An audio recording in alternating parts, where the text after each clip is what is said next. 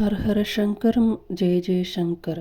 மகாலட்சுமி தாயார் நம்ம வீட்டில் நிரந்தரமாக வாசம் செய்கிறதுக்கும் தனவரவு பணவரவு எல்லாம் அதிகரிக்கிறதுக்கும் மகா பெரியவா ஒரு விஷயத்தை சொல்லி வைத்திருக்காங்க. அந்த விஷயத்தை நம்ம இந்த வீடியோவில் பார்ப்போம்.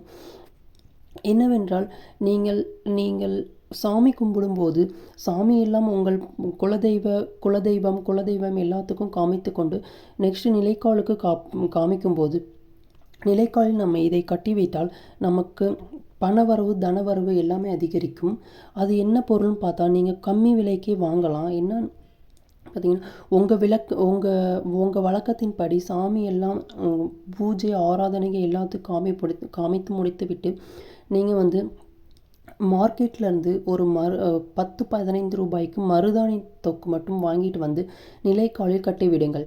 நிலைக்காலில் நீங்கள் சாமி கும்பிடும்போது பூஜை அறையில் எல்லாம் காமித்து விட்டு அடுத்ததாக நிலைக்காலுக்கு காமிக்கும்போது நிலைக்காலில் காமித்து விட்டு சாமி ஆராதனைகள் எல்லாத்தையும் காமித்து விட்டு இந்த மருதாணிக்கும் நீங்கள் சாமியாக நினைத்து காமிக்க வேண்டும்.